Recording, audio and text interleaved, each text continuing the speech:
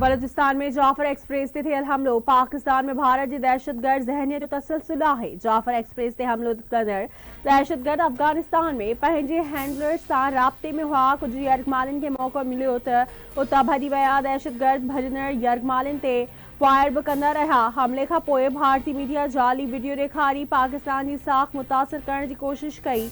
भारतीय मीडिया दहशतगर्दनि जी सपोर्ट में हलंदड़ वारफेयर के लीड करे रहियो हो। सोशल मीडिया ते मसनूई ज़हानत वसीले कूड़ियूं तस्वीरूं ठाहियूं वयूं। ट्रेन वाक़िए खां पहिरियां दहशतगर्दनि FC चेक पोस्ट ते हमलो कयो।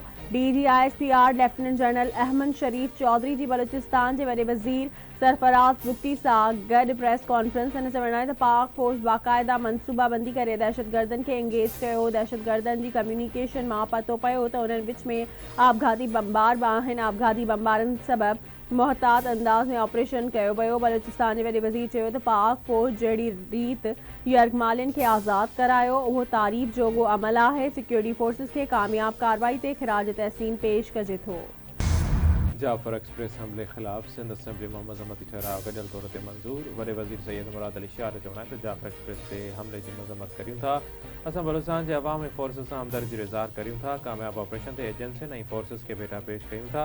ऑपरेशन दौरान समूरनि दहशतगर्दनि खे जनम भेड़ो कयो वियो ऐं यरगमालिन खे हिफ़ाज़त सां बाज़ियाब करायो वियो। सीनियर वज़ीर शर्जील मेमन जो चवणु हो त जाफर एक्सप्रेस ते हमलो पाकिस्तान जे दिलि ते हमलो आहे। जाफर एक्सप्रेस हमले खां पोइ फोर्सिस बर वक़्तु कार्रवाई कई। जवाननि खे सलाम पेश कजे थो। जेकॾहिं अमन थी वञे त बलूचिस्तान ख़ुदि मुख्तियार ऐं ख़िते में तरक़ी याफ़्ता सूबो थी सघे थो। कहिड़ा पाड़ेसरी मुल्क आहिनि जेके अमन नथा चाहिनि। दुश्मन मुल्क नथा चाहिनि त परॾेही सिलबकार पाकिस्तान में अची सिलबकारी कनि। रॉ जी फंडिंग ऐं ॿियनि मुल्कनि जी एजेंडा ते पंहिंजे मुल्क खे नुक़सान पहुचाइण वारा दहशतगर्द आहिनि।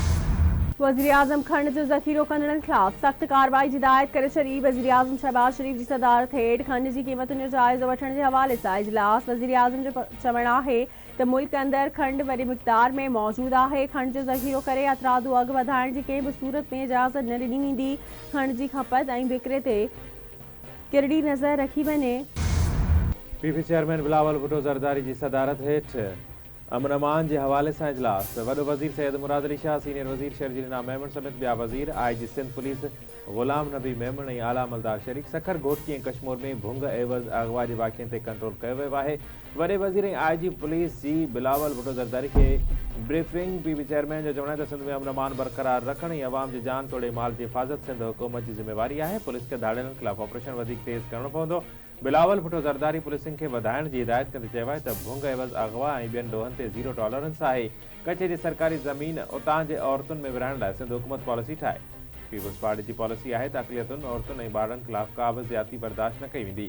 कराची में रोड हादसनि खे हर सूरत में कंट्रोल कयो वञे। सिंध हुकूमत मनशियात ख़िलाफ़ जारी ऑपरेशन खे वधीक तेज़ करे कराची सेफ सिटी प्रोजेक्ट ते कम जी रफ़्तार बि तेज़ कई वञे। क़ौम पंहिंजे बहादुर फौज सां गॾु आहे। असां सभिनी खे दहशतगर्दी ख़िलाफ़ मुतहद थियणो पवंदो। बुलान में जाफर एक्सप्रेस ते हमले खां पोइ सिक्योरिटी फोर्सिस बहादुरी सां दहशतगर्दनि जो मुक़ाबिलो कयो। हमले खे नाकाम बणाइण ते सिक्योरिटी फोर्सिस खे सलाम पेश करियां थो। असांखे पंहिंजी जाग्राफियाई सरहदुनि जी हिफ़ाज़त करणी आहे। पाणी जी मुंसिपाणी विच थियणु घुरिजे। सिंध जी आवाम जो आवाज़ इस्लामाबाद ताईं पहुचाए रहिया आहियूं। वॾे वज़ीर सैयद मुराद अली शाह हर फोरम ते सिंध जो आवाज़ उथारियो आहे। असां हकारी सियासत ते यकीन रखूं था। PB चेयरमैन बिलावल भुट्टो ज़रदारी जो सिंध इंफॉर्मेशन डिपार्टमेंट पारां नौकरियुनि लाइ तयारु कयल जॉब पोर्टल जी इफ़्तिताही तक़रीब खे ख़िताब। बिलावल भुट्टो ज़रदारी ऐप लॉन्च करण ते सिंध हुकूमत खे मुबारकूं बि ॾींदे चयो आहे त पूरी सिंध जी मईशत ख़ांगी सेक्टर हलाए थी। रोज़गार जा मौक़े आवाम खे फ़राहम करणु हुकूमत जो कमु आहे। जदीद टेक्नोलॉजी सां प्राइवेट सेक्टर सां गॾिजी नौजवाननि खे रोज़गार ॾींदासीं। सिंध जे इतलात खाते तरफ़ां नौजवाननि खे नौकरी ॻोल्हण में मदद बाबति iworkforSindh.com नाले पोर्टल जो इफ़्तिताह। PB चेयरमैन बिलावल भुट्टो ज़रदारी, सिंध जो वॾो वज़ीर सैयद मुराद अली शाह, सूबाई वज़ीर MPAs ऐं PP अॻवान शरीक। वॾे वज़ीर सैयद मुराद अली शाह चयो आहे त हीउ पोर्टल वसीले रोज़गार जे मौक़नि ऐं टैलेंट खे हिकु जाइ ते गॾु कयो वियो आहे। हीअ ऐप लॉन्च करण ते सीनियर वज़ीर शर्जील मेमन खे मुबारकबाद ॾिजे थी। ग्रेड 1 खां 4 ताईं जे नौकरियुनि जे लाइ हिन ई ऐप ज़रिए अप्लाई करे सघिजे थो। 5 खां 15 ग्रेड ताईं नौकरियुनि जे लाइ IBA ज़रिए नौकरियूं ॾिनियूं वेंदियूं।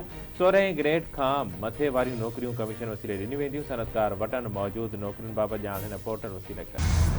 Sindh information department public private partnership तहत पोर्टल ठाहियो आहे। हिन पोर्टल ज़रिए नौजवाननि खे नौकरियूं ॻोल्हण में मदद मिलंदी। डिग्री होल्डर नौजवाननि सां गॾु हुनरमंद नौजवाननि खे रोज़गार ॻोल्हण जो मौक़ो मिलंदो। न रुॻो सरकारी पर प्राइवेट इदारनि खे बि पोर्टल में शामिल कयो वेंदो। वापारी तबके खे दावत ॾियां थो त उहे बि पंहिंजी नौकरियुनि जा इश्तिहार हिन पोर्टल ते रखनि। सिंध जे सीनियर वज़ीर शर्जील इनाम मेमण जो पोर्टल जी इफ्ताही तक़रीब खे ख़िताब संदसि चवणु आहे त पोर्टल ठाहिण जो मक़सद नौजवाननि खे रोज़गार जो मौक़ो फ़राहम करणु आहे। चेयरमैन बिलावल भुट्टो ज़रदारी जो विजन आहे त नौजवाननि खे रोज़गार मिलंदो रहे। औरतुनि जी बि तरबियत करे खेनि रोज़गार जे क़ाबिल बणायो आहे। बस सर्विसिस में बि औरतुनि खे नौकरियूं ॾिनियूं वयूं। थरपारकर जे कोयले में औरतूं वॾियूं गाॾियूं हलाए रहियूं आहिनि। पीपी चेयरमैन बिलावल भुट्टो ज़रदारी जी सदारत हेठि ज़राअत जे शोबे बाबति इजलास। ज़रई शोबे जी तरक़ीअ लाइ सिंध हुकूमत क़दम खणी रही आहे।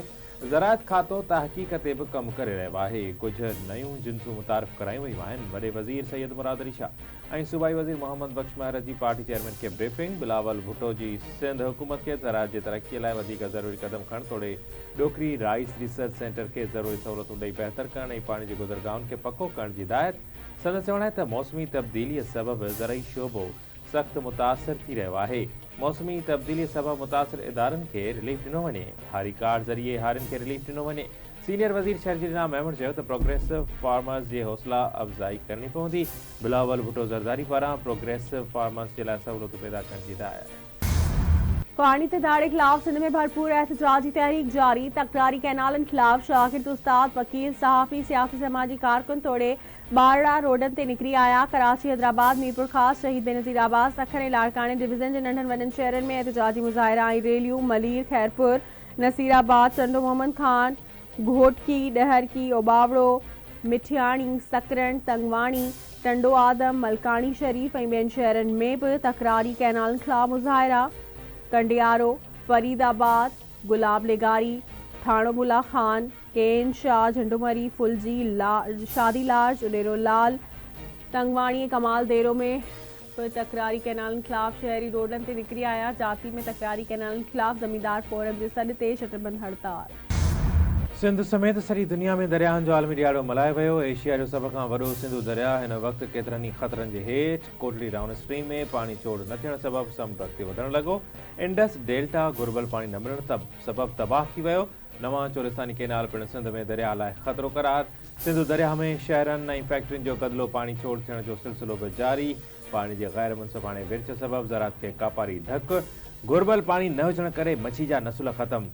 पलो नापेद थी वियो।